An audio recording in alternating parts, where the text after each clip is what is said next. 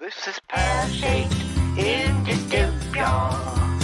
On a Wednesday night at 8:30, once a month. Yes, it's Pear Shaped, and we hope you'll come to see us. And don't be late. Last Wednesday of the month. Pear Shaped is just a fiver to come in, and we hope you'll be coming back again to Pear Shaped in Dystopia.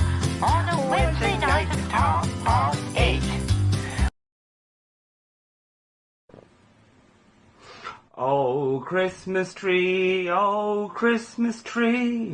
how lovely are your branches. My branches are very lovely. Thank you for asking.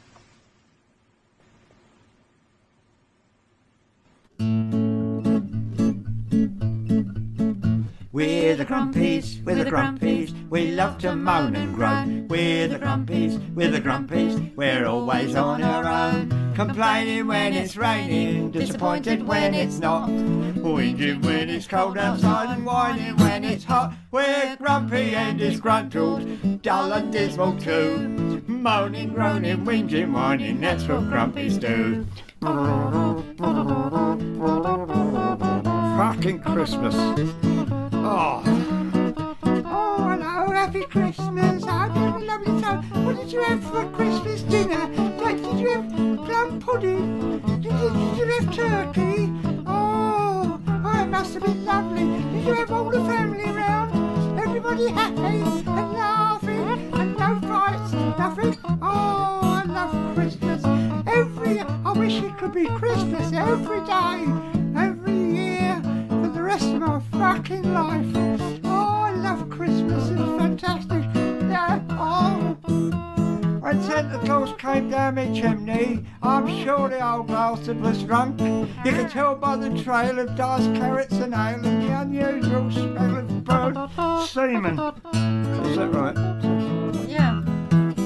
We're the grumpies, we love to moan and groan. We're the grumpies, we're always on our own. Complaining when it's raining, disappointed when it's not. Whinging when it's cold outside and whining when it's hot. We're grumpy and disgruntled, dull and dismal too. Moaning, groaning, whinging, whining, that's what grumpies do. Moaning, groaning, whinging, whining, that's what grumpies do. So you got nothing to moan about No, then? I'll let you do the moaning. I'm actually quite happy. All right. Thanks very much. Well, what a great Christmas. Oh, I love it. I love Christmas. Every fucking year I love it. Oh, He doesn't. I do. I really like it. Yeah, you complain all the time, and then I give him a really nice Christmas. Yeah. Oh, that all makes the it trimmings, fucking lights all around the mirrors. Lights and all tinsel. Fucking lights turkey, on the front door. Christmas pudding, lots of booze, chocolates, God. and he still complains. Yeah. Oh. I'm just complaining about him complaining, really. Yeah. Oh, I know. Something topical. Christmas! Time of year, you think about friends, relatives, people you haven't seen for a whole year, and you think, fuck 'em, I'm going on holiday. And if you live in England, you go somewhere nice and warm and sunny with sand, beaches, palm trees, baby oil, nipples, somewhere like Ramsgate. And if you can't get in there, you probably go abroad. And if you do go abroad, you have to remember, people in Europe, now I don't know why this is, but people in Europe, they have a certain image that comes when they think about us Brits. There's just a certain feeling they get with it. So all you got to do, whichever country you visit, right, is learn a tiny bit of the language. No good just fucking shouting at them, they don't like it. Does anybody speak Spanish? What, all of you? Oh, great, what a coincidence.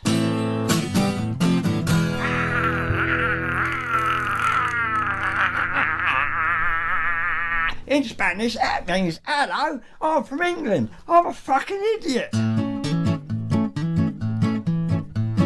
We had some fun at The disco they run at the Hotel Torres Molinos. We ain't got time for nagging, 'cause we're too busy shagging at the Hotel Torres Molinos. We was pissed on the plane. We got pissed again at the Hotel Torres Molinos. No, we ain't been fucking sober since the moment we came over to the Hotel Torres Molinos.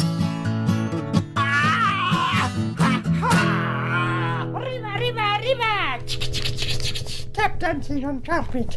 No, it's tapas dancing. Oh, sorry. You should have seen the punch up When I went and brought me lunch up at the Hotel Torres Molinos. I told him it's not cool To vomit in the pool at the Hotel Torres Molinos. We sat and watched the swimmers Do the breaststroke through me dinner at the Hotel Torres Molinos. They all jumped in the showers, stayed in there for hours at the Hotel Torres Molinos. Chorus. T-O-R-R-E-S in Molinos. We go there every year, you must have seen us. We get pissed and then we flash and paint us. We try to do the best we can, show that we are Englishmen, over here to represent our country and our countrymen in T-O-double-R Spell it. fucking Emilinos. Molinos. Right, I hate to spoil your flow and all that. What? Hang on, I don't agree. Oh, wait a minute, there's a comment. Do what? Comments? I don't agree. Non-grumpy people can enjoy complaining too. All right. Yeah, I suppose that. And Brian, is your hair cut in a bob? No, it's cut. It was cut by. It wasn't a bob. It's cut by a fucking maniac. Look at it. It was all Is right it a until he bob? cut it. No, I don't know what it is. It's a sort of triangle. It is a triangle. It's a frizzy triangle. Yeah, that's But it. we should introduce the Staff. Yeah. Staff. Yeah. So Starting off with the managing director. Well, he thinks he's Pear managing. Shaped Enterprises. Of Pear Shaped Yes. International. Yeah. Mr. Pear Shaped International Enterprises. Conglomerate. We should make an acronym, but I can't think of one quick enough. Anthony Miller. Yes. Hello, Mr. Damage. Who's just come out of prison for embezzling the profits, but we've decided to take him back because we're conservatives and we feel that he fits in nicely. Do I get a knighthood then? Of course, yes. If you pay enough money, of course. All right, well, I'll see what I can find of your Yeah. resources. Pay Yeah. back, Yes, will you? yes. See what you can rake up from the pear-shaped profits. That Yeah. And everybody's concerned about the profits that we make and where the money goes. They want to know where does all this money go. you yeah, know? Well, And we want to know as well, don't we? yeah. seems to have gone to so- some new headphones. I know these are very old headphones Yeah, Oh. these are, that have been these are- resurrected for the occasion. Yeah, these are just the silver ones. The gold ones are in the other room. I've just bringing in. I've just realised that I've got my headphones on display. I'm going to tuck them under my jumper. Yeah, you don't It's want much more anybody to. You professional. don't want people thinking, oh, look at our other headphones hanging out. Yeah. And so I've brought Al into this. Yeah, he's sitting there like a lemon. Look, he's sitting there waiting for With you his to headphones mention on. him, and you put him on the screen and you start messing around with your headphones. Well, I just realised they looked a bit messy. Yeah. So that was Mr. Anthony Miller. Yeah. So have you got anything profound to say to us, Al? Well, I was waiting for my Right, so introduction. that was Al, and Being the man on the tools, yeah? there we go. The tool man. The tool Man- on the the, man on the tools, mandolin. The tool on. The grafter. Yeah. Yeah. So right, it's time we put the first act on. You right? Because he's doubling up tonight. He's got 2 gigs, not just Has he? we've just got the 1 gig, but he's got 2, and this is just a warm up, for him to get going. Well, fair enough. And his name, ladies and gentlemen, is a famous man, one of the famous people that we know. His name, ladies and gentlemen, Davey Malone. Hello, good evening, everybody at Pear Shaped in Dystopia. Thank you very much to Brian and Krysstal for that lovely introduction and for having me along here. Hope everyone's having a nice day and have had a nice Christmas as well. the last year or so, it's been a bit difficult with everything going on with gigs and things. So we've resorted to going online, and money hasn't been as good as it normally has been. So I've resorted to shopping in Poundland for essentials. And coming into Christmas, I bought a couple of cheap bits, and I love the lost in translation warnings and things on the back of these cheap products from Poundland. Example, some Christmas lights I bought said for indoor or outdoor use only, and a kitchen knife said, warning, keep out of children. It's something you should live your life by, I think. One of my favourite warnings, though, it wasn't on a cheap Poundland thing, it was on a Hawkins Bazaar laser pointer that I bought quite a few years ago. And it's brilliant. The warning on the side of the laser pointer knows that we're idiots. It presumes we've already hurt ourselves. And it says, warning, do not look into laser with remaining eye. Which I always chuckle at. I think that's brilliant. And there's always serving suggestions as well, isn't there, on food packets? And quite often they're very simple, like baked beans on a plate, which is fairly simple. But one of my favourites is my girlfriend loves me, and whenever she packs my lunch, she does one of those little tiny red boxes of sun-made raisins.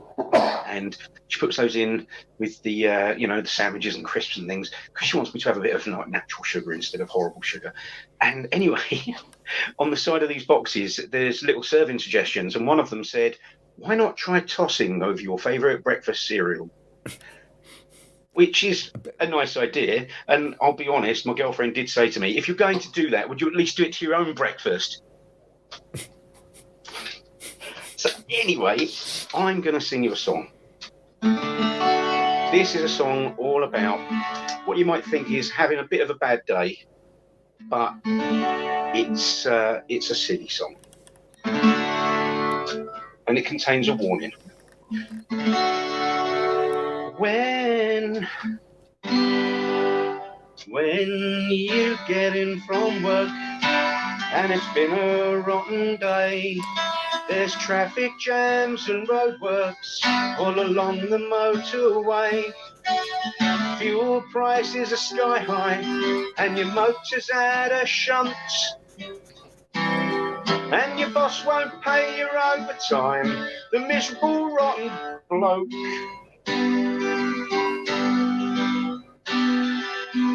You step in through your door and there's bills upon your mat, and you tread in something nasty left by the dog or by the cat. You've reached the end of your tether and your mind has just gone blank. To relax and relieve the tension, you go upstairs to have a bath. You go upstairs to have a bath, by the way. Not what you lot were thinking.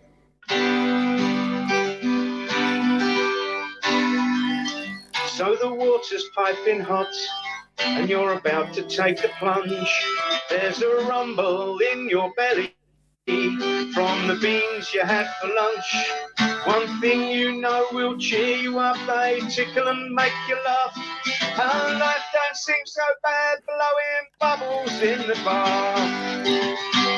Oh, I'm forever blowing bubbles, smelly bubbles in the bar. But then the water changes colour and something has gone wrong. There's lumps and bits of sweet corn and a rather nasty pong. You've pushed a bit too hard. Yes, at first it was a laugh.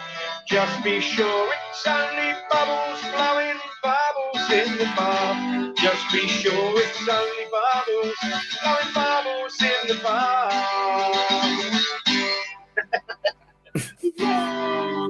Thank you very much. Short and sweet, but so is my penis.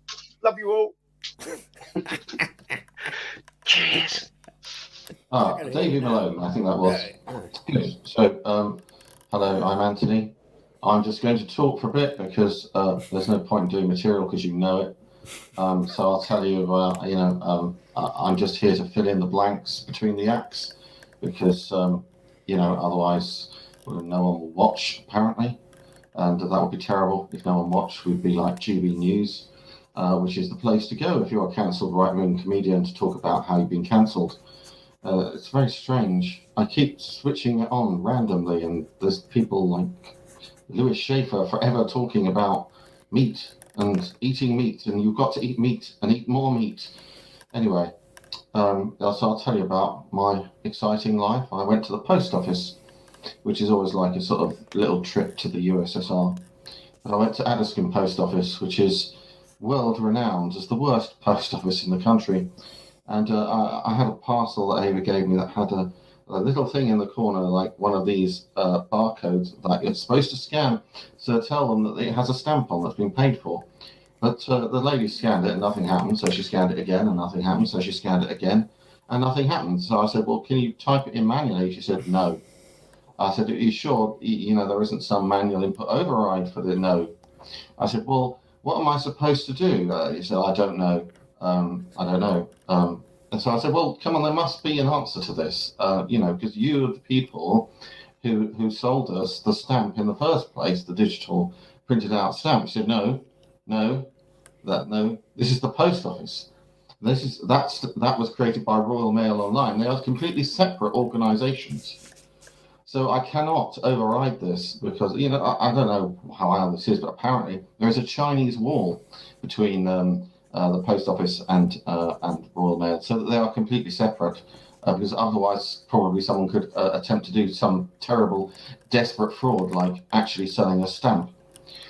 So anyway, eventually I gave in and bought a stamp instead, and lost whatever it was. We did get the money back eventually. But I thought, you go into these things and think, is it me? Is it just me that's having a bad day with the most miserable woman in the world? Because they all look kind of dead behind the eyes there, behind the glass. It's just me. And then you go online and you see how this, not just you, that the whole world hates Addiscombe Post Office to the point where people not only just slag it off, but they slag it off under their own names. And not only under their own names, they bother to go to the effort of going to an encyclopedia and looking up various life forms to compare the staff with. So there's the classic one here. There's only 4 desks, and there's 4 desks and only ever a maximum of 2 staff.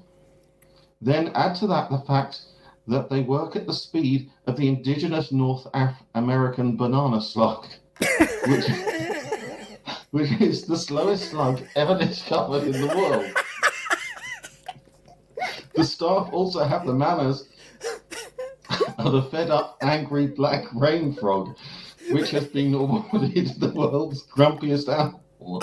And it just goes on and on and on. This is like people saying, this is the rudest woman ever. In the whole, and as you can imagine, working in a post office, which the people who sit behind the desk, finding the grumpiest post office worker, that's a pretty tough. There's some pretty stiff competition for that role as the most miserable post office employee. Royal Mail, no, post office, because they are separate organisations. Of course, we can't muddle them together. Where would it end? So that is my link. That's my first link.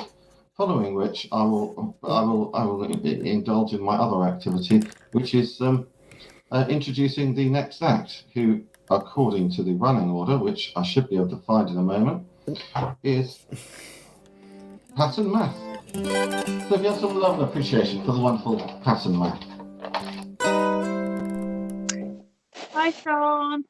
Catherine, hello. And hello, one and all, to our millions of fans out there. And welcome to another 2 mins of Pat and Math. Now, today's question, one we've all been asking, how many Spice Girls were there? How many Spice Girls were there? Give us a clue, Catherine. What's your view? I mean, anywhere between 1 and 1 million, right? Yeah, I mean, it's... because there's Baby, yeah, Sleepy, Dopey. That's yeah. one. Yeah. How many do you think? Well, I mean, half of those I hadn't thought of. The ones I can think of, there was Scary Spice, wasn't there? Yeah. Out that Stephen King film, Yeah. Lived in the Drains, Mhm. and that, the makeup. Old Spice, Yes. the surfer, Mhm. Chinese Five Spice, very versatile in the kitchen. Mhm. Again, sexist. Terrible. Brexit. Brexit spikes. That's one of the new ones. Yeah, I didn't like it when they started bringing the new ones out. Well, join us next time, amigos. Ladies and gentlemen, a double act. We hate double acts. Oh, we hate double acts. We hate double acts. We hate double acts because it's usually, although I mean, Pat and Math aren't in the same room, so it's not quite like a double act. No, but usually they're very jolly and upbeat. They're just annoying. And they say talk a one of them load says something bollocks. funny, and then the other one says something funny, and then they talk to the audience and it's say rubbish, funny isn't it? things. And they always say, do you know what they do? Double Oh. act. Do you know what they do? Fucking podcasts. And they just talk bollocks. There's a lot of double acts on doing podcasts. I know now. Yeah, they're all on there. They're all We hate talking 'em. bollocks. Oh, what a load of bollocks. Oh, Yeah. and they laugh at each other. Yeah, They we never go, do that. Well, we're not a double Here's act, a load are of we? bollocks here. Oh, Yeah. fuck me. Oh, We don't do that because we're No. not a double act, No, we and don't. And I we- don't have a sense of humour. No, and you don't deserve a sense of humour. No, not being with and you we in the don't same we don't room. like people laughing all the time. That's why we do this. Yeah. Because it's nice and quiet. Yeah, This is nice the and only- quiet. We do it to silence. Helps us to get and, away from everything and people of any kind. And I think or we also like to get away from music. So, do. ladies and here gentlemen, comes Al. our Mandolino. Thank you. Right. Yes. So here we are at the end of the year, Pear Shaped. Yes. And it's been a good year and lots of copyright-free tunes and things. And I've been feeling a bit reflective. So I went looking for which tune had the most hits. So I'll come to that in just a couple of minutes. But this week, Cole isn't here in England. He's not beaming in from LA. So, with that in mind, it's time to have a look behind my screens here and see what we've got behind the screens. Yeah, this week. Oh. Oh, eh? Oh. Look at that, eh? It's Leonard Cohen. In a car park in Los Angeles in 1968 at night in the morning. So, say hello, Leonard. Hi. Look at that. So I did that special bit just to give some atmosphere because Cole isn't here. So that's a car park in Los Angeles. So, tunes. Brian, are you there to join in this week? Well, I can join in, but the timing won't be right. Right. No, it's just I just need an A minor chord because a tune that was had the most hits. I did some research over the year, the last couple of days, and the tune that had the most hits was that beautiful Russian folk song, which was done by Mary Hopkins in the late '60s. Those were the days. You just want an A minor chord. Would you like it now? Just in a sort of thing like that, yeah. That's the one.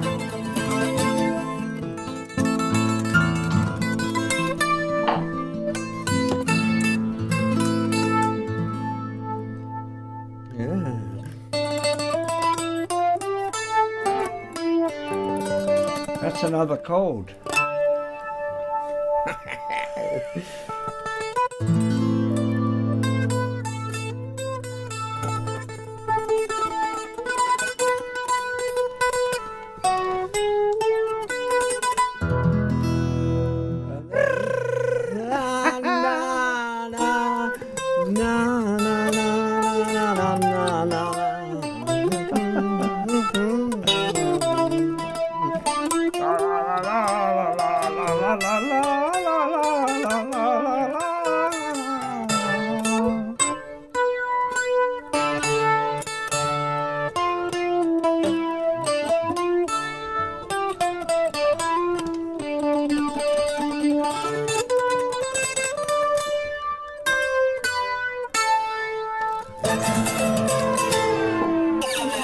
Those are the days. What do you think of that, Leonard? Fab, eh?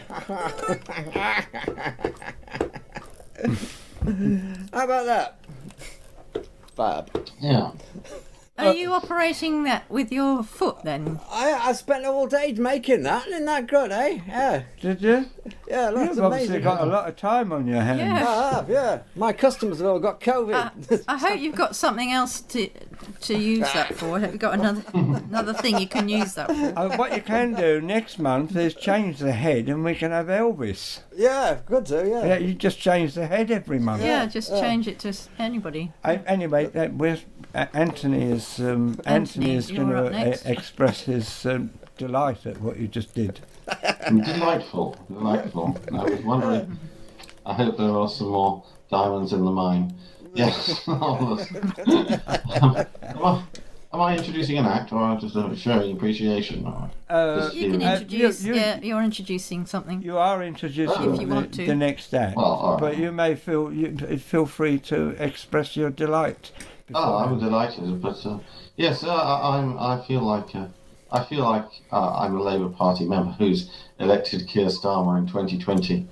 And it was wonderful that we've now got an ex-Director of Public Prosecutions as the Labour Party leader. But then, to whom it is a mystery as well in 2021 when everybody in the Labour Party is suspended or unavailable or disappeared or being thrown out. What could possibly go wrong with having the Director of Public Prosecutions running the Labour Party? Absolutely. Good, so that was my political comment. I've been thinking about things, I've noticed, I've realised where the royal family went wrong. Basically, they brought in a law in 2011 which allowed women to be in the succession properly, because before, all the men came before the women.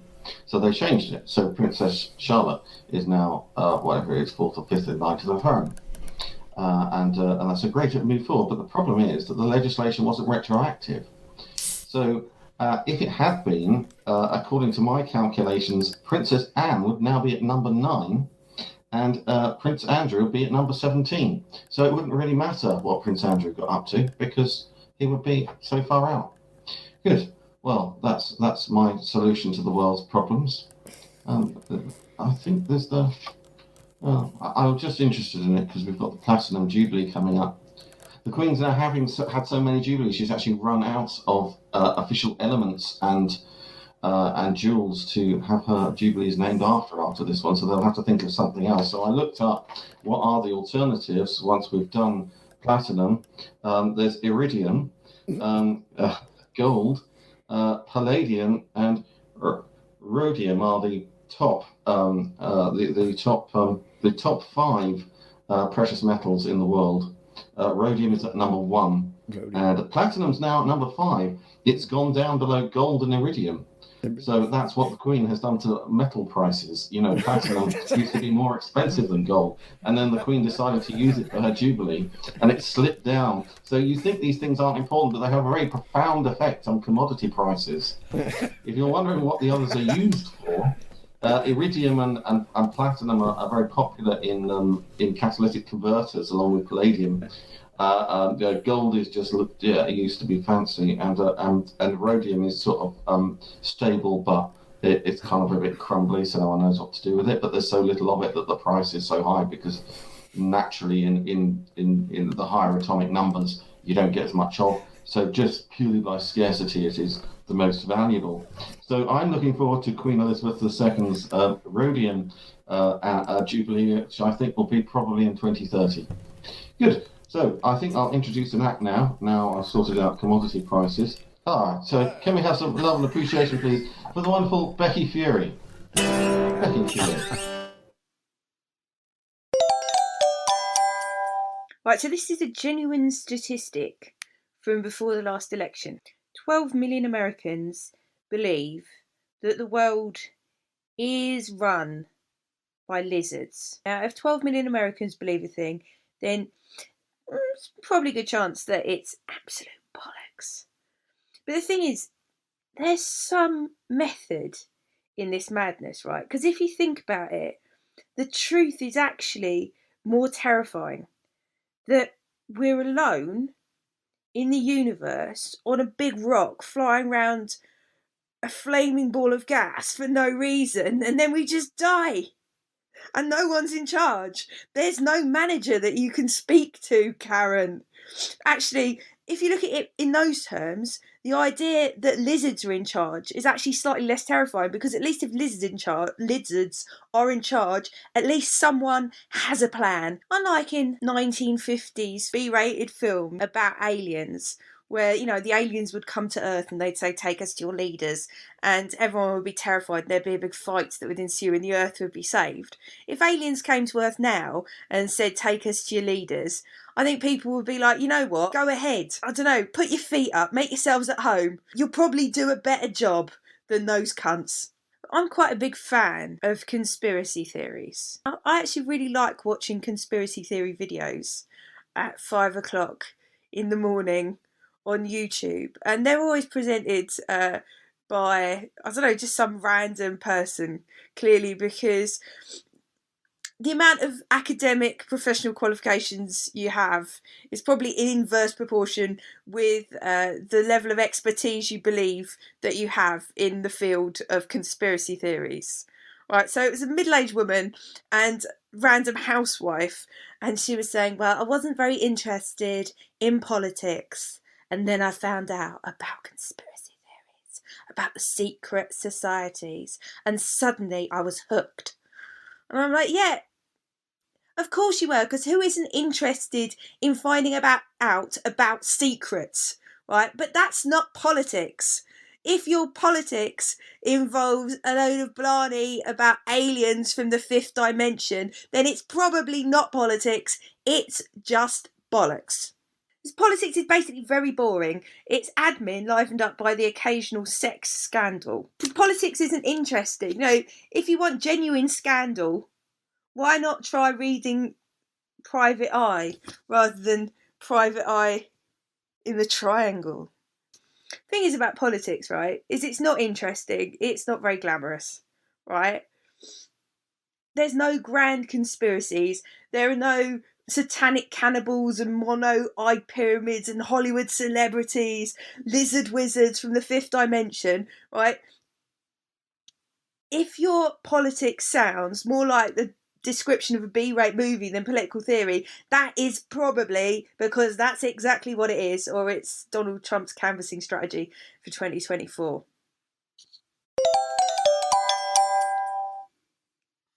So this is a quick explanation of how conspiracy theories work, right? They obscure classical power relations in society. I know this is getting a bit boring.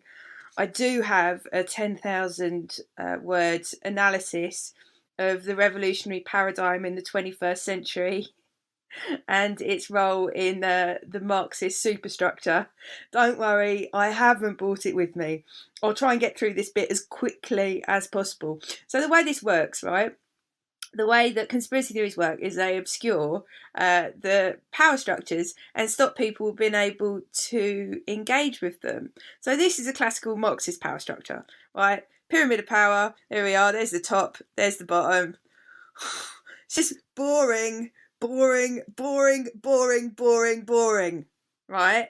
Okay, now we can make it a little bit more interesting. I did that by making an animation. Let's have a look at that.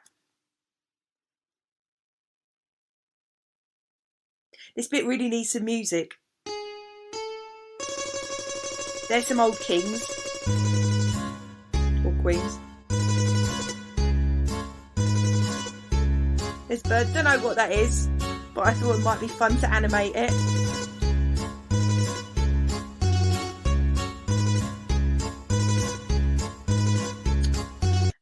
So there we go. That's as coherent political analysis as I could manage over the Christmas holiday period. But yeah, basically that's this period of power thing, right? It's sort of what underlies conspiracy theories, and all of that. It's not very interesting, and also you don't really want people to know that it's all about the people at the top, the actual just kings and queens in the establishment and whatever. It's makes it much more interesting and much more of a distraction if you replace those people with lizards.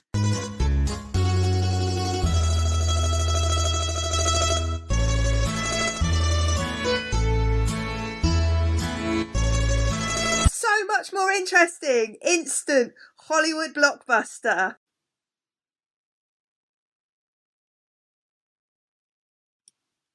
So obviously want to be inclusive when talking about cunts. Right, Stephen Hawking, Professor Stephen Hawking, what a cunt, right? Cunt was totally disabled, right? He still managed to leave his wife, right? He ran off with his nurse, right? Obviously didn't run off with the nurse as he was in a wheelchair. Nurse probably pushed him. So maybe he didn't have much choice. But I was thinking, what was actually going on there? You know, obviously the cynic in me would say that basically it's just a man falling for their primary caregiver, because like the guy may have been academically a genius, but there's always a sort of law of inverse proportion when the more it basically works, that the more academically bright you are and the more qualifications you have, the more basic and stupid you are likely to be emotionally. Now, I'm basically speculating that Professor Stephen Hawking is emotionally no different from... Well, you know, there was a guy that he basically fell in love with his sex doll when his wife went away. His wife went away to look after her mother, came back, and the guy had basically fallen in love with the sex doll, and she was told that she had to move out because the sex doll was obviously providing for his basic needs. Right? Because men, they can be kind of basic, which is ironically the language that Professor Stephen Hawking used to chat up his nurse.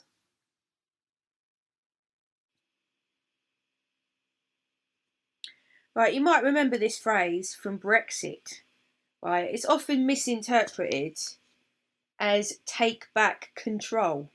Right, misinterpreted by the British media, encumbered as they are with their degrees in English and preconceptions about basic grammar and sentence structure and stuff that most of the country don't worry about. The phrase was actually take back cunt roll. The cunt roll in question being the fabled roll of cunts,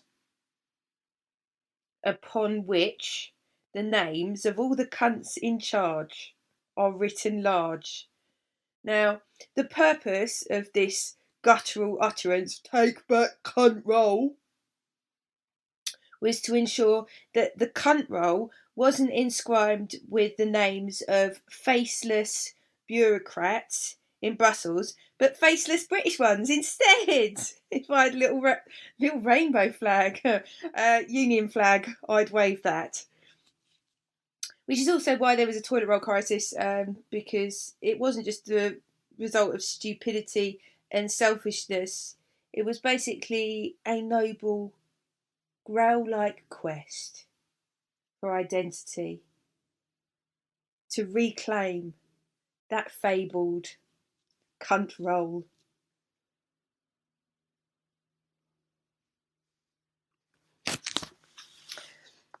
So, you know the way they have the swingometer in the classical elections? I think what they should have instead is a cuntometer. So you can see who's been the most cunty that year. Here's a little artist impression of how that would work. So we have a big swing to the cunty party and then back. to the really cunty party. But who is the really cunty party? Is it the blue party, or is it the red party? Blue or red? Blue or red? Or blue? Or blue? Probably blue. Maybe what we could do is we could just blend them together to make a purple really, really cunty party. Oh, the cuntometer is going off the scale. It seems to be Sig Heiling, because purple, that's the colour. UKIP. So when I was doing my research for this bit, I found there was a picture of the old, UKIP, they're a spent force or farce or whatever, right? But I found this, it was a picture of the UKIP candidates. And there was loads of immigrants in the lineup, which is nice, isn't it? 'Cause it just shows that UKIP's really inclusive. You don't have to be white to be a cunt. I mean, the thing is, right, the fact that they had a load of immigrants in their lineup sort of proved they're not racist or racist cunts, basically. It's just bullshit because, immigrants, they can be thick racist fucks as well. Right? Immigrants, they can also be cunts. Maybe it says on the citizenships test, what is the best way to demonstrate your affinity and understanding of the British culture and way of life? I mean, maybe one of the answers is join UKIP. Nationalism is so boring. Like UKIP people, they'd be like, "Oh, my beautiful country." Beautiful country's like, "I'm not your beautiful country." UKIP people, they're like, "But you are my country." Country be like, "Nah, mate, you must have mistaken me for some other country. Leave me alone, fuck off." The country has spoken.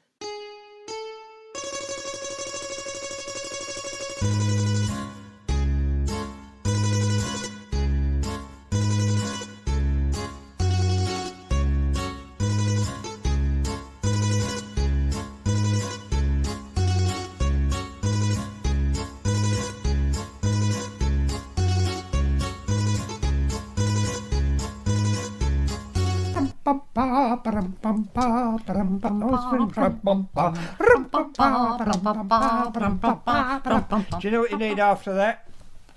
Some beautiful country music. Here it is. Once upon a time when I was just a kid, I never thought much about things I did. Slept all day, up all night. I had a lot of fun, so that was alright. Way back then, a long time ago, there were so many things that a boy didn't know. But all that changed when I met you. That's when I learned a thing or two about it. Hillbilly, rockabilly, bluegrass country. That's the kind of stuff that'll drive me wild. Hillbilly, rockabilly, bluegrass country. That's my music, that's my style.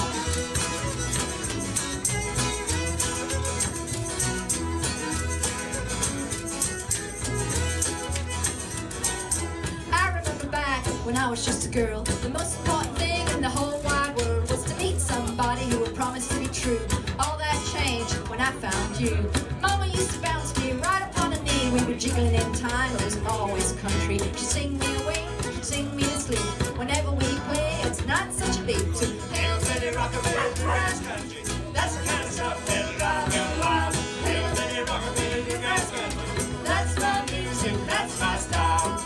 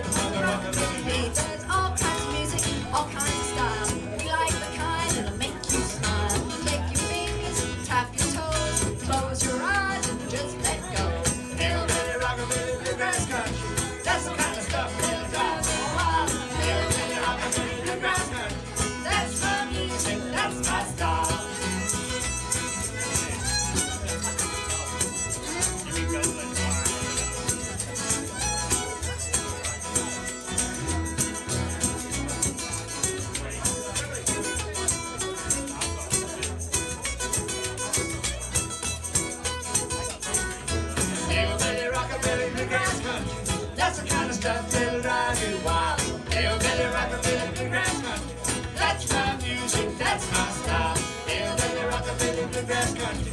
That's the kind of stuff that'll drive you wild. Hillbilly rockabilly bluegrass country. That's my music, that's my style. Hillbilly rockabilly bluegrass country. That's my music, that's my style.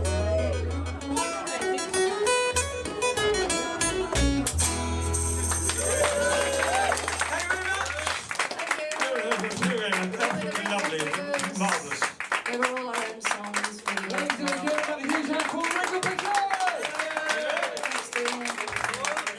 So, somehow Becky Fury reminded me of the it was my birthday a couple of days ago, last week, and Ava got me that present, and I think I should share with you. I can't do screen grab on here; it's too difficult. So I'm going to hold it up. This is the wrapping paper that it came in. I don't know if you can see that. What does that say? We can't see it. We can't see it. No, I'll try again. Sorry, it's gone. Not so close. Bring it back. We're still a bit closer. Oh no. You Stop. could just read it to us. No, I can't read it. Sorry. It says, "Here's your birthday present. Come." Hey! Yeah. That was good. Where did she get that paper from then? I don't know where she got it from. She's a very resourceful woman in that department in finding things that are appropriate to the person. See, we could design wrapping paper like that, couldn't we? Here's your wrapping paper, here's your present, you cunt. Which reminds me, like the other week we were talking about, I was saying about my junior school teacher who occasionally still sends me Christmas presents, and now, even though she's 90, and I did find some, and I tried to describe them, but I have actually found one that I got. So here it is. There you are. Oh yeah, but you haven't seen it. But the thing is, we're going to get copyright strike for this. It does this. Sausage. No, it does this.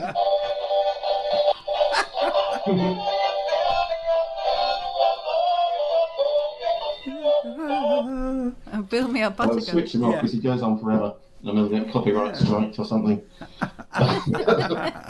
It's all right. It wasn't very intelligible. No, good. Yes, it's not a very intelligent dog. But then, the thing is, at Christmas they're always doing the what sold the most, aren't they? Oh well, this sold the most this year. Apparently, there's been an enormous sale in going on about. There's been an enormous sale in vinyl. Like this is an achievement. You know, it's like, what other old plastics are we going to celebrate? Well, there's been an enormous outbreak in Bakelite or wax cylinders. You know, it's just, why is this an achievement? This is technology going backwards, and we're supposed to be happy and celebrate it. Anyway, that's a link, isn't it? Well, I've been enjoying the BBC COVID map as well, because it keeps changing its colour chart. Every time the number goes up of infected people, they move the barrier so that actually the higher it goes, the more orangey it gets instead of red. Right, so I think that's a pretty good idea. Yeah. Should I be introducing another act, or is it? You should be introducing Cole Parker, our man in LA. He's not in LA, and he's not here and either. As Al pointed out, he's not here either. In spite of his promises, he made great promises that he was going to be here physically or unphysically tonight, but he hasn't been able to make it. But luckily, Krysstal has come to the rescue with her analysis of politics. Yeah, so it's women talking about politics. Women today. talking about politics. That's what we need. That's the show. I'm so glad that women were allowed to speak, and vote. And vote. Yes, and they can vote for speakers in the House of Commons. Yeah. Hi, Krysstal here with my vlog. So last time I was telling you about I was bettering my grammar and stuff, and I found out that courses aren't just for lockdown. So I'm now on to the etymology of words, right? Going back and how they were formed and that. And today. I know, Krysstal doing politics. I mean, normally I don't know what's going on or anything, but the etymology of politics, like poly, means a lot, right? And ticks are little blood-sucking parasites. Horrible, aren't they? So politicians, oh, that's it, isn't it? There's lots of blood-sucking, horrible little parasites, especially the ones in power, like the ministers and all that. And when you get a bit older and you get a bit of dementia or forgetful and stuff like that, they always ask you, don't they, say, who's the Prime Minister? So I've got a really good way of remembering that now. I mean, I don't know for how long. But anyway, so Boris means short, right? And Johnson means penis or dick. So he's a bit of a dick, short dick. So, yeah, easy to remember, Boris Johnson, isn't it? Actually, I've got a friend, right? And she never forgets anything. And I'm a bit forgetful, but I thought, what's the opposite of forgetful? I think it's rememberful. Yeah. So that's the way of remembering Boris Johnson. That's very rememberful, isn't it? And yeah, that's it for today. And I am going to do another bit, but I don't want to attach this because it's a bit of it's a bit going to be controversially anyway, it's going to be a bit iffy. All right, so I'll see you soon. Bye. Hello, it's Krysstal here. Now this is my controversy, contrary bit. It's just a thought, but people that get assassinated are always the good ones, aren't they? They never, these mad people who want to go around killing people, they don't get the useless ones, the horrible ones. I mean, I'm a pacifica. But anyway, I don't like war, I don't like killing, don't like any of that. But if you're going to kill someone, if you're nutty enough to do it, pick the shitty ones. I mean, Lincoln was supposed to be brilliant, the two Kennedys, Martin Luther King, John Lennon, they were all good people, nice people fighting for something really good, and they all got killed. I mean, what the hell? 2016 to 2020, that was the opportunity in America to do something good for the world. But did anybody try and assassinate him? No. And I mean, as I say, I don't really like talking about people being killed and that. But the two politicians that were killed in the UK, they were supposed to be nice ones, weren't they? I mean, go up the ranks a bit. Get the bloody idiot twats at the top.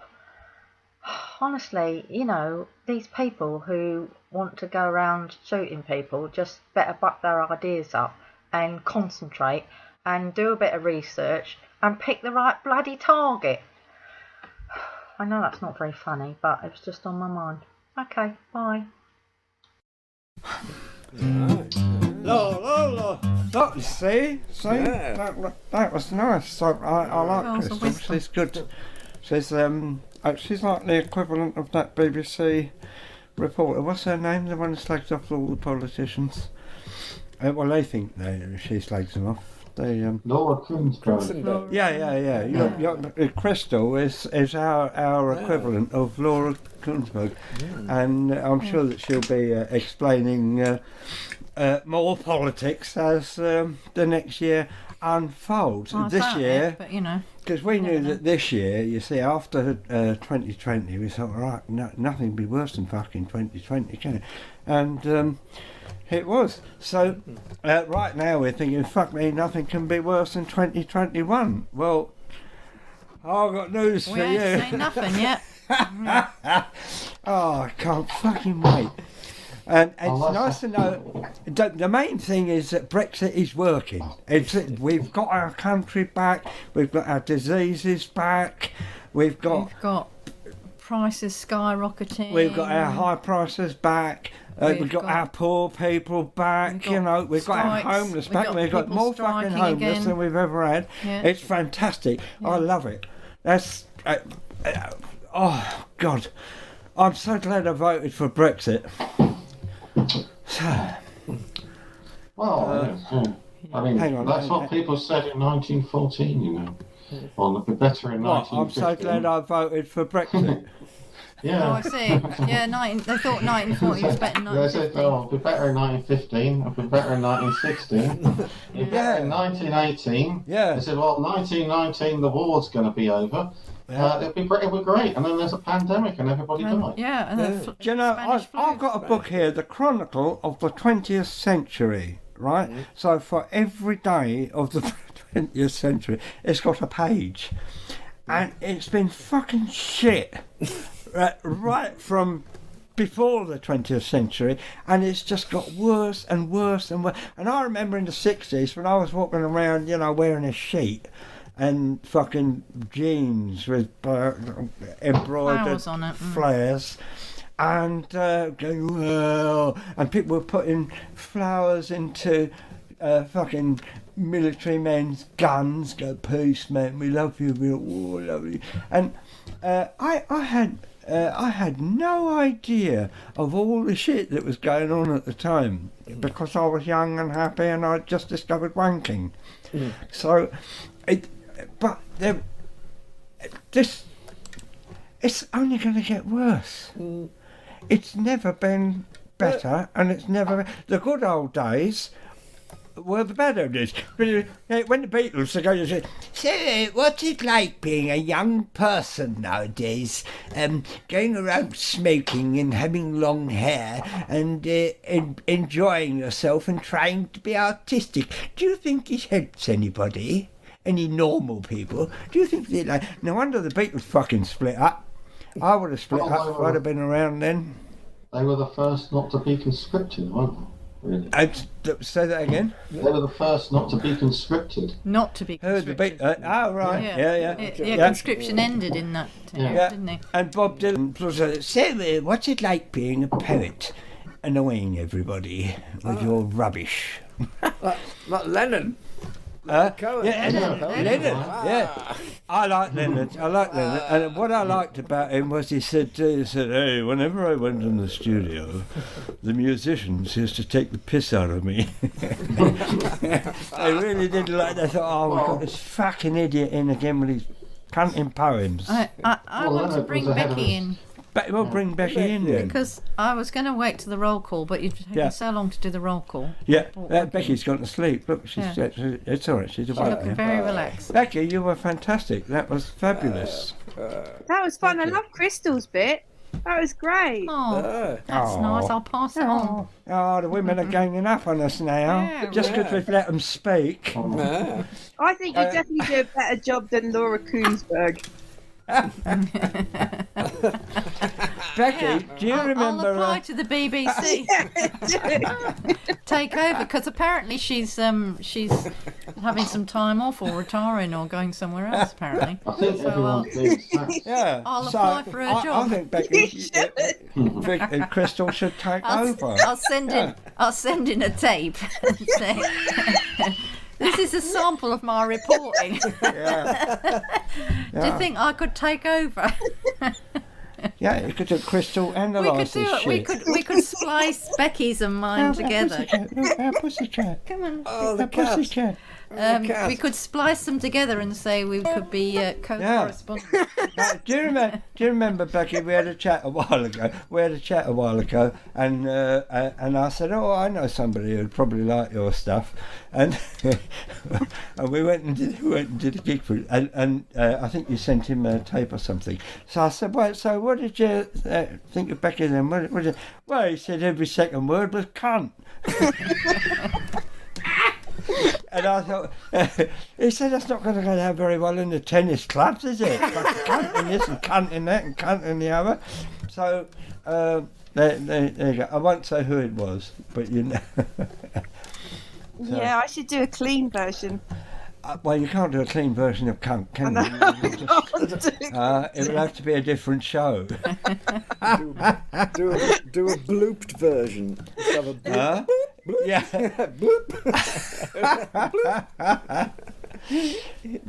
Who Run the World? Ava says, please make your party music. Who Runs the World by Beyonce.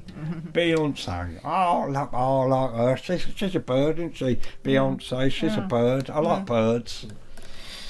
Right. It's all right. I'm not a sexist cunt. I'm an ornithologist. Oh, Girls. all right. Gills. What? Girls. Oh, girls. Birds, Marvellous, girls. marvellous. Right. So are we doing the roll call or? Of course. Yeah. Is it? Ladies and gentlemen, this evening, if you were here, you were lucky enough to see. La la la la la la la la. Robert White was the first one that you saw, ladies and gentlemen. Robert White, he sang a song about a Christmas tree. And what could be nicer at Christmas time, the time for dreams. Play his other bit. Yeah. I have to take everybody out first. Okay, yeah. So it could have been this, but he just did Christmas tree, and he also did this. Did this. How can you be 2 meters but not 2 meters? I suppose you could take a picture, but that would be drastic. You could divide it by 6 rulers, or make it out of elastic. You could roll it, scrunch it, tie it, or reduce it in an A4 print. So choose 2 meters or not 2 meters if you want to get the virus or be skint.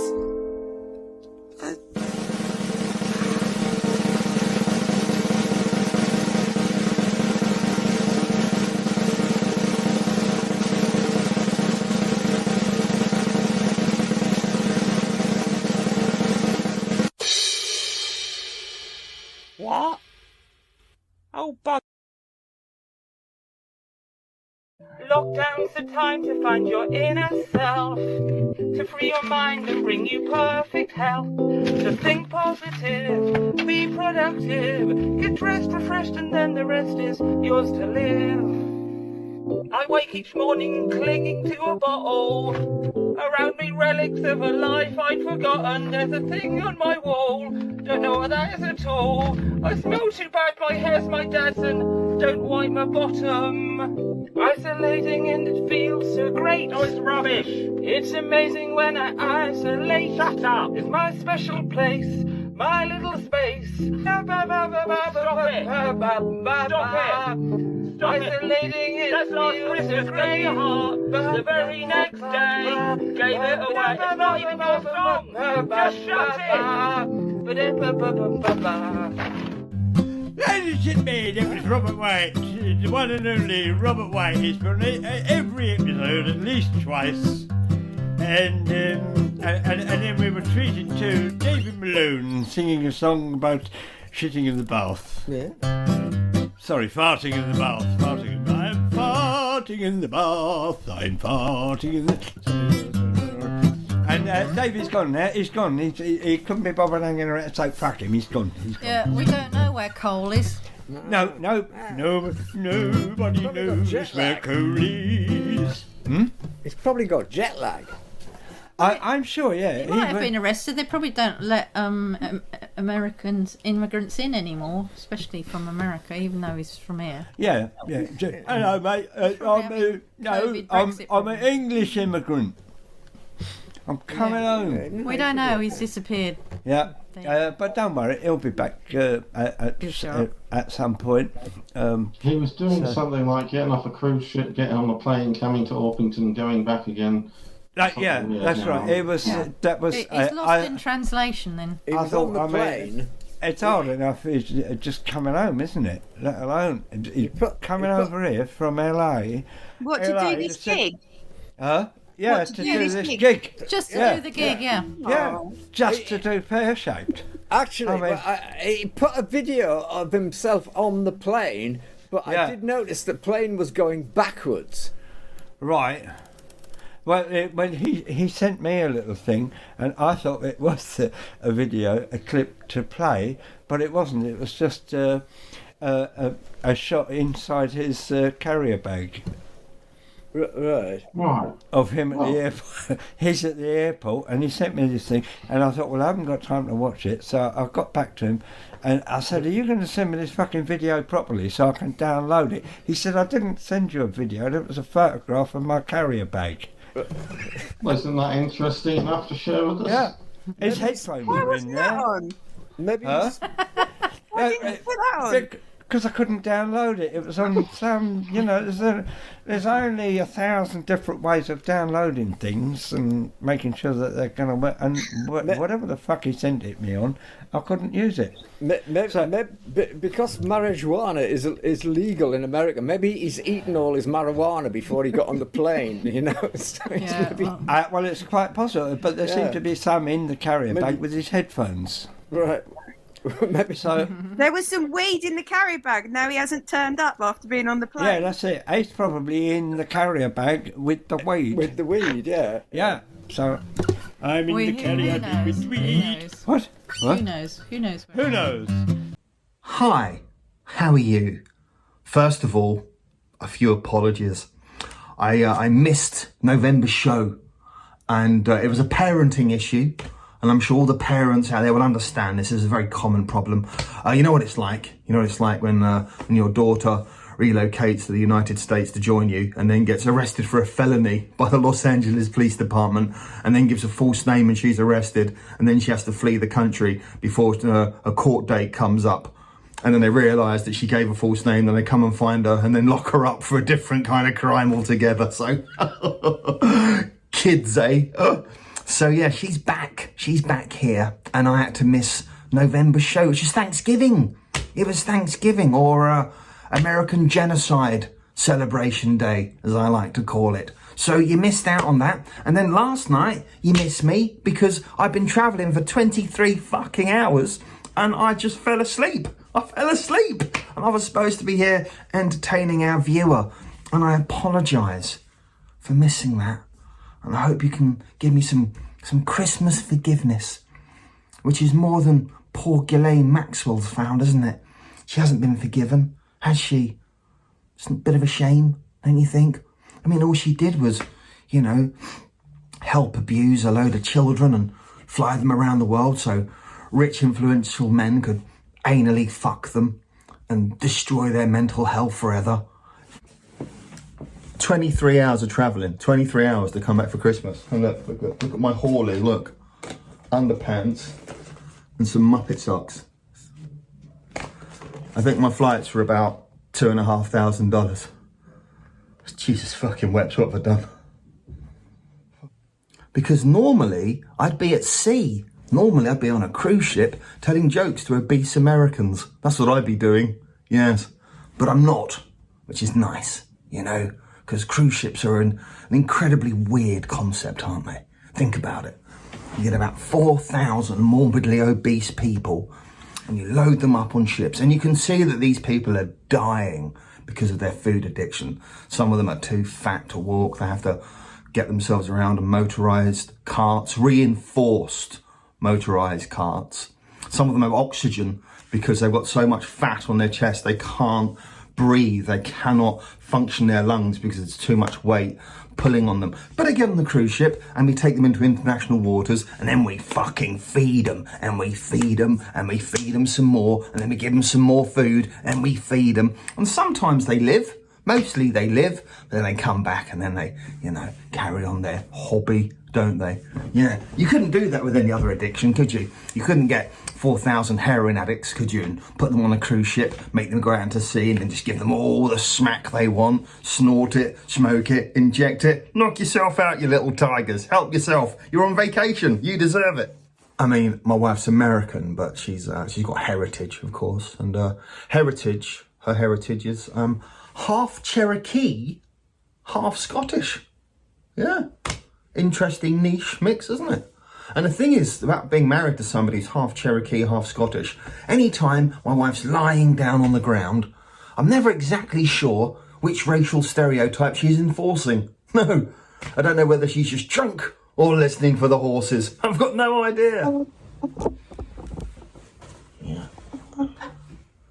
Just, Am I on a television somewhere now because of what you're doing? No, darling, you just keep picking up my underpants on the floor, baby. I'm just doing a little piece for the feminist movement. There's a feminist group I belong to, and they wanted to show me doing some pro female stuff. So I thought I'd just show them you scrubbing my underpants to show that, you know, that I'm an equal man and I will allow a woman to do a man's job. What you mean? That's it. Get all of them. You're not gonna do it, are you? That's it. Go on, get them all. Don't think you know how.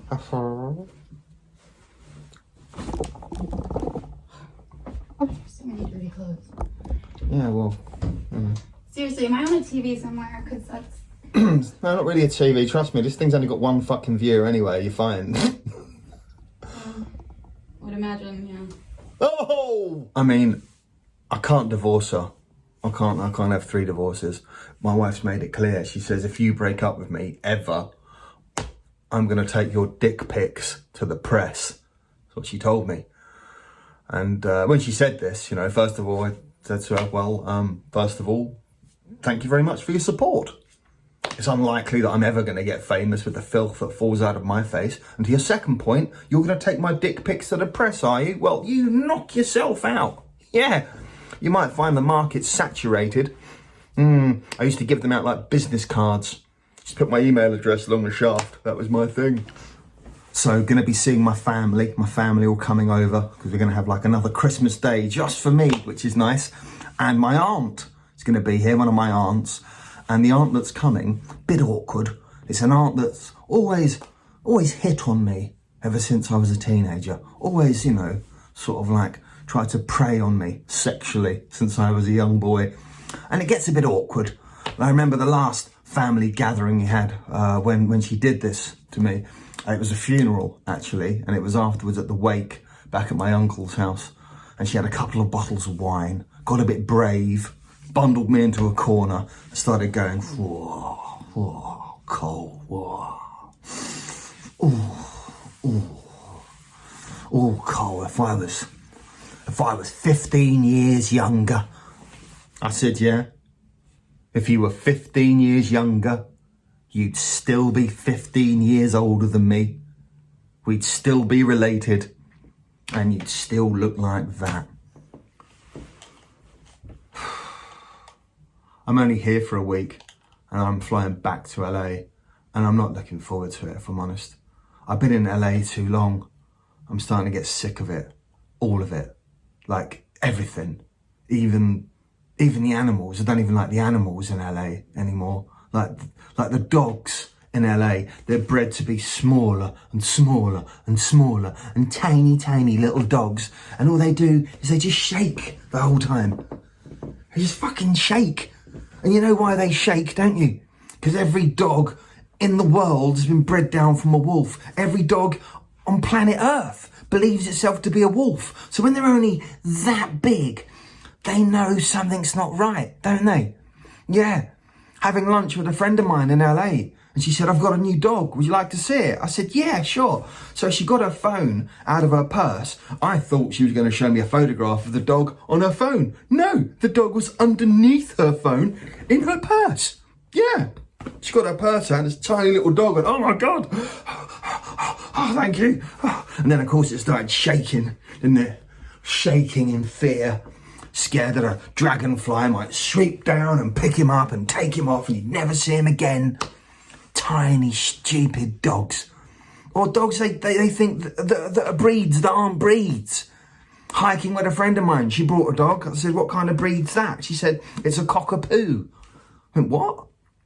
A cockapoo? I've never heard of that breed. She said, yeah, it's a cockapoo. It's a cross between a cocker spaniel and a poodle. That's a mutt. That's a mutt. That's not how dog breeding works. You can't just smash 2 breeds together and invent a new one. That's not how dog breeding works, is it? What kind of dog's that? Oh, this? Yeah. Oh, it's a German Wolfhound Spaniel Terrier. No, it's a fucking mutt.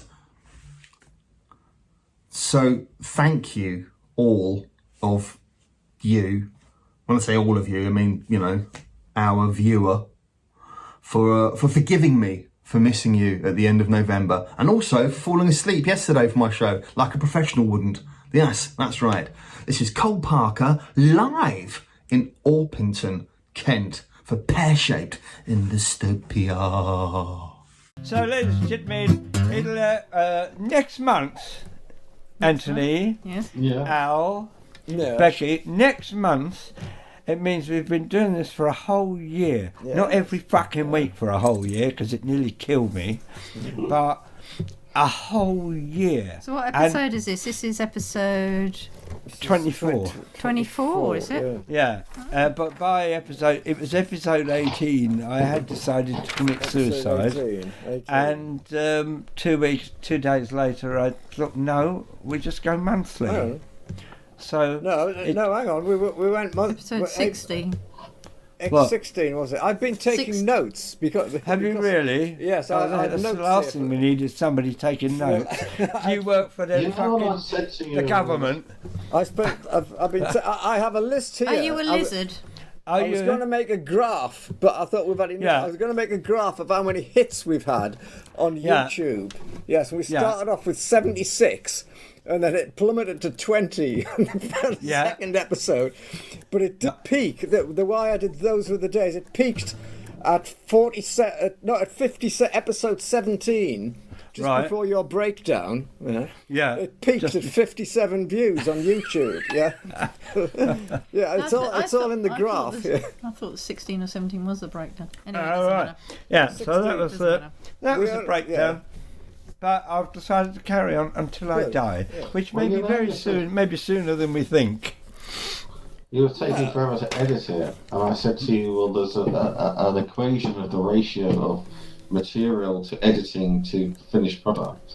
Yes. And apparently, this is what I discovered this week, which is completely useless.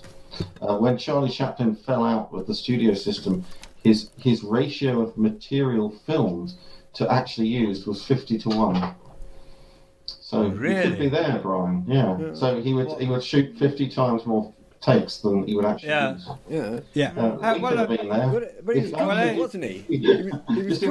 We found out recently that the Beatles did 60 hours of rehearsal to let it be out of it. Yeah. Oh, so 60 hours. Yeah, well, So- that's just It's what only they a week take. and a half. They did more than that. Huh? It's only a week and a half. What? 60 hours. Fucking lightweight. They did it. No, they rehearsed for about 4 weeks, but the film They bit had is 1 60 month. hours. 1 month to write 14 new songs. Yeah. To do this No fucking pressure. gig they were going to do. I do like the fact that some people said, "Oh, he said I was watching the thing, and they kept cutting away from the roof." To the people down below, saying, "Hello, what do you think?" "Well, I think it's rather marvellous that the young people who can make noise," and other people go, I'm bloody upset, you know. I'm a hard-working person in the fucking 7th row, and these thugs are spoiling it for everybody normal." And so this person said, "I wish they wouldn't have kept cutting away from the roof all the time, you know." And I did point out, I said, "Well, if you had the view from the street, you would have seen fuck all." Yeah. There was nothing to view from the street. All you heard was someone making a load of noise. Well, to be fair, you know, if Paul McCartney was on my roof playing his guitar, I'd tell him to fuck off, and I'd have the council right straight round on him, you know. Quite right. Well, they did. They had. I say, Paul, they had the stop police. it with your classic tunes. Have you seen it? They had Yeah, two I've coppers seen it. there, two young coppers, and one of them, Lord told them, and they looked so fucking out of joint and upset, and the Beatles just carried on, and people going, "Well, we've told them, you know." And they had it's to get gonna be- the it'll sort be of over in a minute. the CI the higher whatever Yeah. it was, the sergeant or I hope those two coppers fucking saw each other, saw what cunts they were. well, they did put their names on there. Well, I found one of them. He said he wasn't bothered as I was doing my job, innit?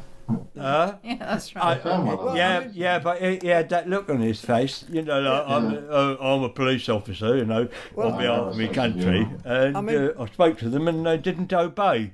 No. I mean, basically, it was a squat gig, wasn't it? You know, I mean. Yeah. Yeah, well, it was their building. I mean.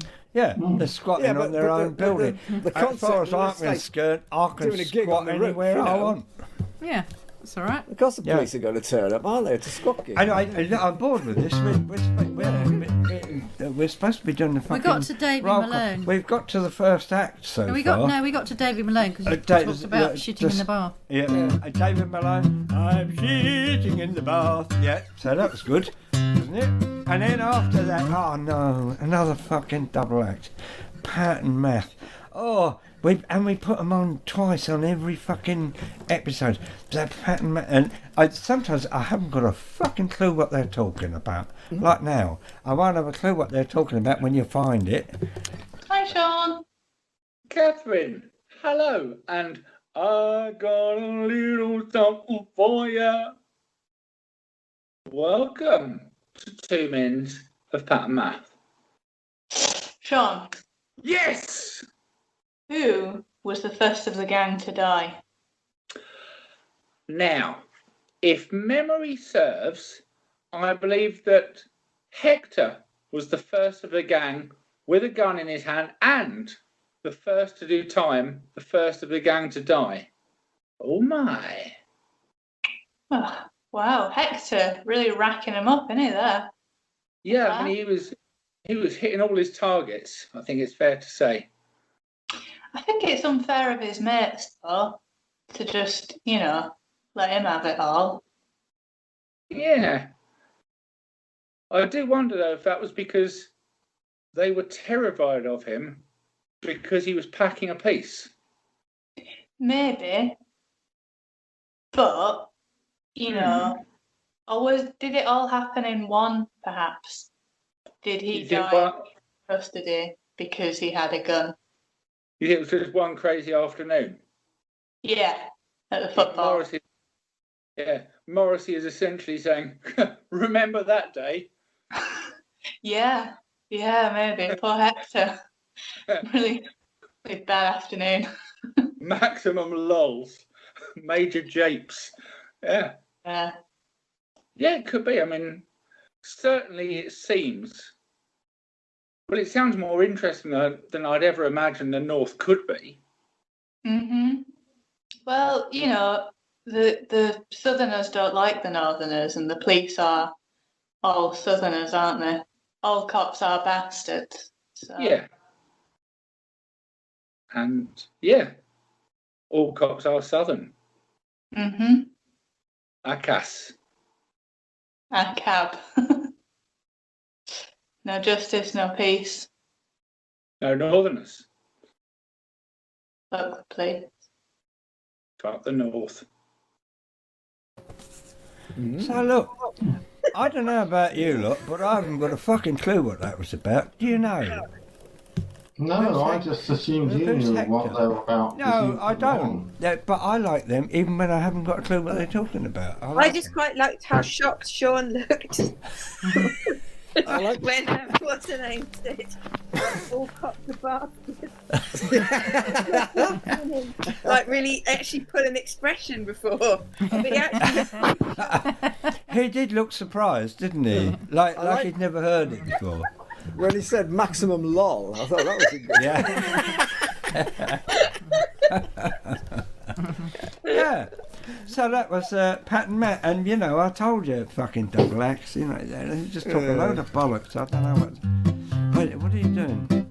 I'm looking. You're looking. Ava is the only one. She's doing all the contributing. She's doing all the work, and she refuses to be on show apart from when she opens the door and fucking boos Anthony. Well, I sent her the link so she might join us in the green room if she. I think Ava should. She should. Yeah.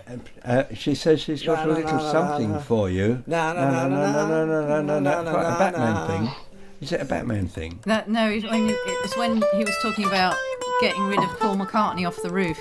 Oh. All right. I didn't put them up there. So I think Ava should come and say hello, really. So we'll see what we can do about it. In the meantime, fuck me, this is one of the longest roll calls we've ever had. Yeah, it's longer than the show. Yeah. That was Pattern Matt. Now we've still got a couple of calendars left. A couple. We've got fucking thousands of the cunts. So we haven't. All right. Don't give the game away. I'm just 10 exaggerating. Or 9. I think we've got 9. That's what I mean. We've got thousands of the cunts. It's nearly 2022. We've sold out of the other ones. And all the other ones have gone. So all we've got now is fugly ones, for the ugly, all the ugly people that we know on Facebook. There is little to be gained from having bellends on your timeline with the rubbish that they love to like and share. When blocking twats on Facebook, you're treading such a fine line. It's important to be accurate and fair. If the dross is never ending, you better get on with unfriending those who irritate, bewilder and annoy. It could take you many hours to eliminate that shower, but by the end you'll have some friends that you enjoy. It's a lonely life on here when you've got way too many friends who genuinely think that you might care about what he decides for dinner or what she just won't put in her. It really is impossible to bear. If your timeline's getting shitter, don't even think of joining Twitter. That's an exercise in totally missing the point. Just be a man, take some action, unplug that damn contraption, you'll be better off offline with a joint. So shock the buggers, block the buggers, chuck them in the bin. Annihilate the imposters who pretend to be your friends. Find the buggers, blind the buggers, flush them down the path. Exterminate the bastards and they won't be back again. My song is nearly over. Refugees are swarming Dover, and the Facebook fun and wonder ship has sailed. It's the ending of an era, like when we lost Jack and Vera. It seems that all the friends I thought I had have failed. When Zuckerberg came up with this digital distraction, he foresaw a brand new high-tech golden age. But the pleasure was so fleeting, now I've finished my deleting. All that's left is me and my fan page. So shock the buggers, block the buggers, chuck them in the bin. Annihilate the imposters who pretend to be your friends. Find the buggers, blind the buggers, flush them down the path. Exterminate the bastards and they won't be back again. Find the buggers, blind the buggers, flush them down the path. Exterminate the bastards and they won't be back again.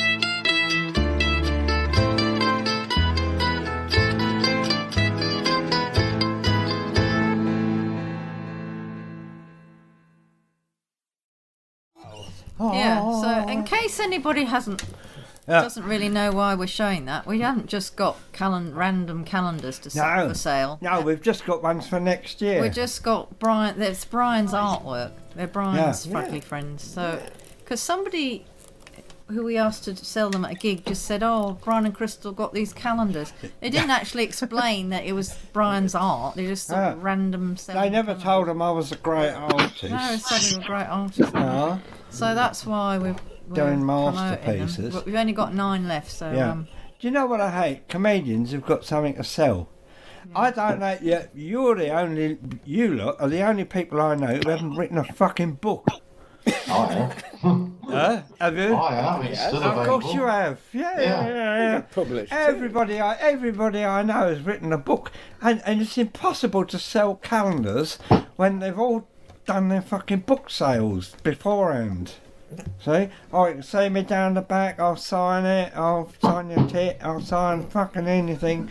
Just buy my book. It's only 10 quid. Fucking 10 quid for a book. You could have a calendar for that. Yeah. Oh, you always know where you are with a calendar. It's like a map. Yeah. Yeah. I'm going to do some more, finish the roll call off so that we can actually finish. Yeah. Okay. Have we? I think we have finished. Apparently, Ava is fucking laughing. She said she's laughing. Has she laughed before? Yeah. She's a main contributor. She's got that fucking that chat section all to herself. Nobody. Dickie joins in every now and then. And we said, see. Dickie's contribution was what? Cunts and Spencer. That's nice, isn't it? He's made his mark with that one. Yeah. You haven't mentioned me again. Well, we haven't got round to you yet. We're working still on it. it. Pattern math. Yeah, we're still on pattern math. Yeah. Yeah, we are. Yeah. Trying to. This is the roll call. And if, So after if you Pat don't be Matt- quiet, I'm going to fucking leave you out. Yeah. Whatever. Ah, here we go. So where we are? So we had the last one was Pat and Math, wasn't it? And you never guess what happened after that. What happened after that? Fucking El Mandolino. No. You're What? kidding me. Yeah, El Mandolino. We had Mel Andolino. Melandolino. Melandolino. And he had Leonard Leonard with him. Leonard Cohen. Yeah. Yeah. Al Mandolino and Leonard Cohen. Now there's a fucking combination. See, I bet now if Al was one of the musicians in Leonard Cohen's recording session, Leonard Cohen would say, "What the fuck are you doing here?" There's been loads of mandolin on today. It's been Yeah, great. don't you come here fucking laughing at my poems, you Yeah, mandolin player. Becky had mandolins in hers. as well. Yeah, there's a lot of mandolins in tonight. I had mandolins in the calendar thing as well as a mandolin. It's all fucking mandolins tonight. It's almost like we're bringing them back into fashion. So pretty soon Coldplay will have their Mandolinio song. And Scary Dave had his Scary Dave had his mandolin. mandolin thing, yes. Where's your mandolin, Anthony? Yeah. I'm just waiting for the roll call to actually end. All right, yeah, okay. Right, okay, so that was Al Mandolino. And then, what happened? Becky Fury! Becky Fury, ladies and gentlemen, Becky Fury! And the only thing wrong with what Becky did was she can't play the fucking mandolin. Yeah. She had the music, though. I know she had the music, but she wasn't playing, was she? It was just there to add to the atmosphere. You remember what an atmosphere is, don't you? Yeah, we had one at the beginning, didn't we? Before we started. Yeah. So, yeah, Becky, that was marvellous. Really enjoyed it. Really, they're going to love you down the tennis club. Yeah, you could talk about tennis. Say, oh, see that come with a racket? That come. They'd like that. Be all right. We did a gig. Was it a tennis club? We did a gig once. I think it was a tennis club, and we did it was with Frank Sinatra. No, it was a golf club. It was a golf club. Yeah. It was. We were on the bill with Frank Sinatra, and what's his name? Henry. Henry, the guy who pretends to be German, but No, the real German. No, he wasn't Henning. It was No, the other guy. Henny. No, it wasn't. It wasn't. Doesn't matter. We'll never agree. Well, we will never agree because the gist of the whole fucking thing is that they had Frank Sinatra on, and they quite liked Frank Sinatra. Then Henning came on, a real German, and people down the back go, "Oh, God, fuck's sake, can't they get any fucking English comedians?" he suffered like fuck because he came on after Frank Sinatra. There you go. And somebody thinks that story is not quite right. Well, that's why I love you. La, la, la, la, la, la, la, la. 21 years we've been doing this. Fucking 21 years. Nearly. It is 21 years. 21 years of Yeah. canting bliss. Yeah. La la la la la la la la. And when we first met, I used to say, "Who's a lucky cunt then?" And she used to say, "Me, me." I go, "No." Spoiling it. No, Anthony wants to go. He just wants to fucking go, doesn't he? Yeah, He's 3/4 out of the screen. Yeah. He's drinking and he's alcohol. drinking. Yeah, fucking. Yeah. Fucking brandy and American dry. Right, so he's then- drinking and he's sinking. Right? Yeah. Lower down. I'm waiting for the roll call. Sorry. This is the roll call. He's waiting for it to end, he said. To end. Oh. It's never going to end. Spoil everything. Right, and then we Hang didn't on. have Cole Parker. And Cole Porker. We didn't have Cole Porter or Parker or anything. Yeah. No. But we had the Wrinklepickers. Yeah, the Wrinklepickers. Yeah, they were all And we right. had a Bit bit of of country music. Crystals. That was all right, wasn't it? Crystal, politics and Yeah, assassinations. Crystal's talking about politics. And that was it, really. And then And the roll call with everybody doing everything again. that was it, wasn't it? Yeah. Yeah. So that's the roll call. Now we can have a chat for about 2 or 3 hours. Yeah. I think Anthony wants to go, doesn't he? He does, yeah. Are you going, Anthony? Is Ava in the other I'm just room? waiting for the roll call to end. Oh, that's the roll call. Ta-da! Hey. Right, wait a minute. I've got to do the end show, the outro. Yeah. Where is it? Where is it? That one. Is that it? I don't know. Oh, new outro. Here we go. Well, that was what a marvellous show. I must say, I really enjoyed it. I thought everybody was absolutely hilarious. Well, I can see you enjoyed something, yes. In fact, I'm so happy that I would actually like to pay something. Yes, but I don't know. I don't know where to start. Actually, normally I have a little man who deals with the money for me, but he got in a fit of laughing and he seems to have disappeared somewhere. I know how to do it. So how do I pay? Scan the QR code or follow the link. Well, that was Pear Shaped in Dystopia. Wednesday night at 8:30, once a month. Pear Shaped, and we hope y'all thought the show was really great. Last Wednesday of the month. Pear Shaped, if the comics made you grin, feel free to chuck a fiver in the bin. Or 10 or more. Pear Shaped in Dystopia. Wednesday night at 8:30. When does it run? Oh my goodness, this is telling you, dear. Listen. There you are. Is it next week? No, end of the month, dear, end of the month. Next month, the end of the month. Correct. Yes. Yes. Right. Well, I shall be here, so Yes, thank you you will. for everything. It's all right. And I'm just trying to figure out how to pay. Well, you've been told, dear, if you haven't worked Thank it out you. by now. Oh. There we go. So, well, that was all right, wasn't it? And Vicky just went to. Sorry, Krysstal. Vicky just went to bring the cat over to show you how lovely she is, and she's gone out for a shit. Yeah. Not Vicky, the cat. She was waiting by the door, so I thought I better let her out. Yeah, because you speak cat, don't you? You I do speak cat speak language. cat. Yeah. And we haven't decided. I think she's probably kitty litter trained, but we haven't got a kitty litter, so. Yeah, that's the place. Safe. And she's not our cat. No. They're still broadcasting. I know. Yeah. I'm going to scan her tomorrow. Right, hang on. Here we go.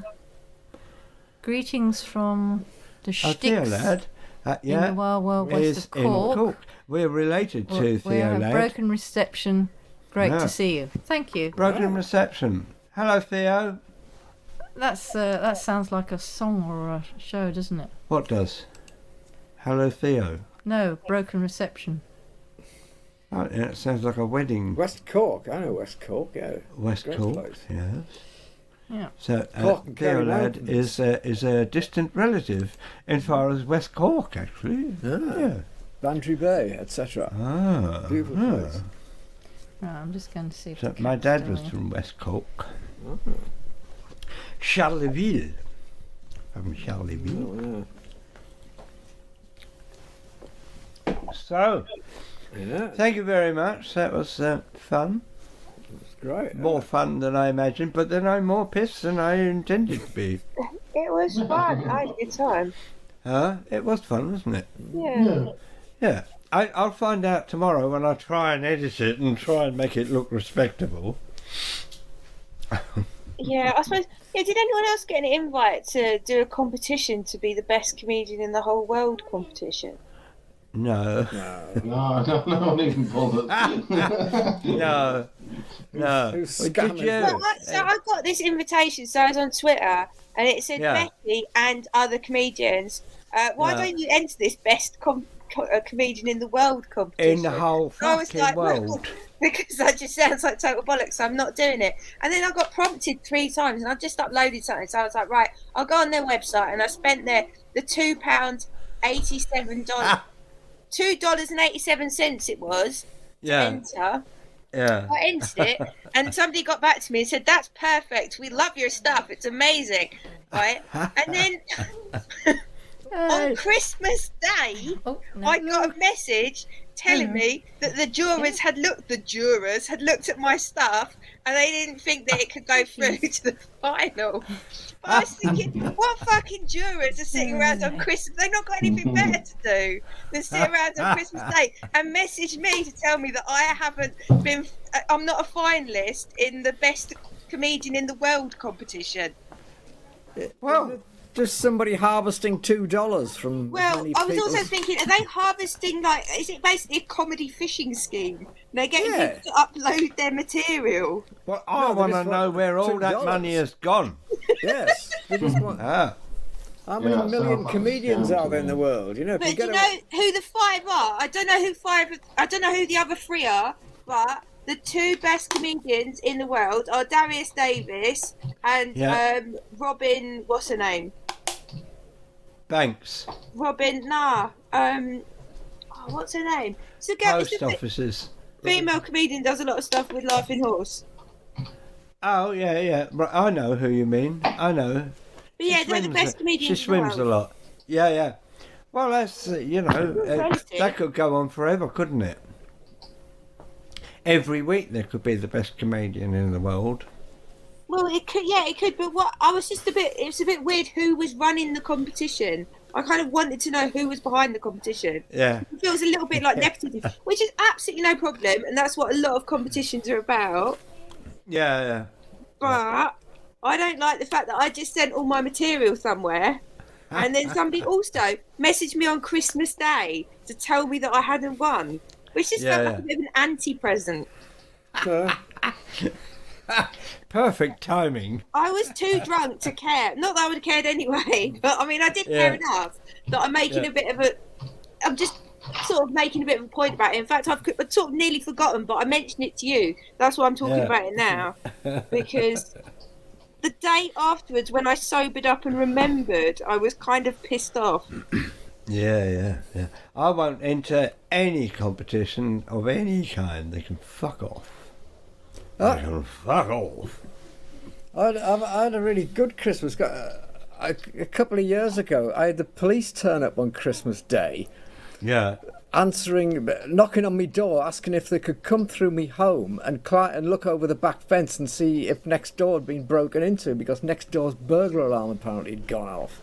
Right. So, and it was dark, and he didn't even have a torch, the copper, so I got my steps out, and we had to look over the fence and things. But, I mean, there's been periods in my life where if that happened, I would have gone straight to fucking prison, if what was going on in my flat, I mean, the police on Christmas Day, the police turning up and asking to walk through your home.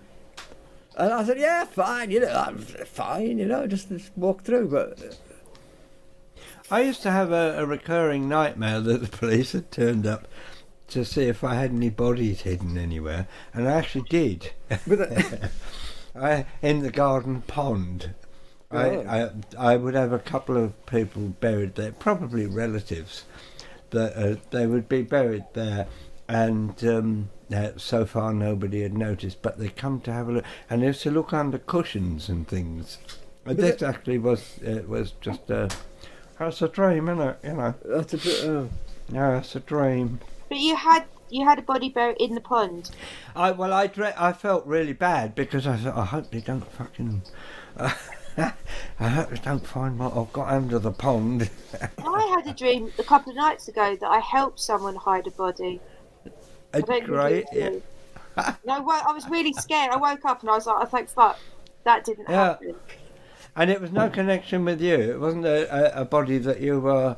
So it was just somebody else's body. Someone else, I just helped them.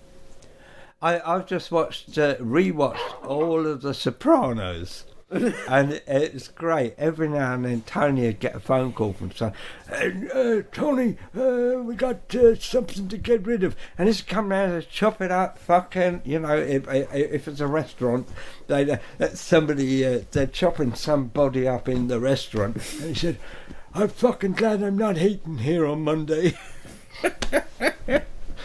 Oh, that'd be quite nice.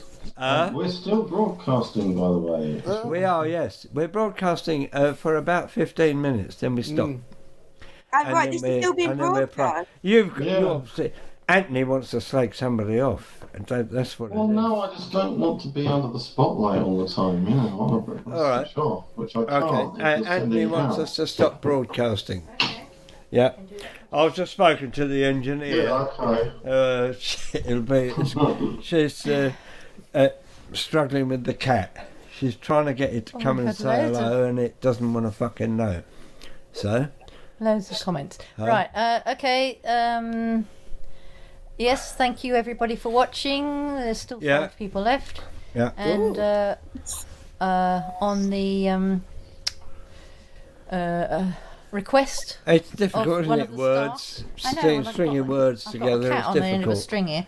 Yeah. At the request I've of one of got the a cat staff, on the we are end of the ending the string. broadcast. Yeah. Happy New Year. Hello, Happy New Year. And we love Christmas. And we love New Year too.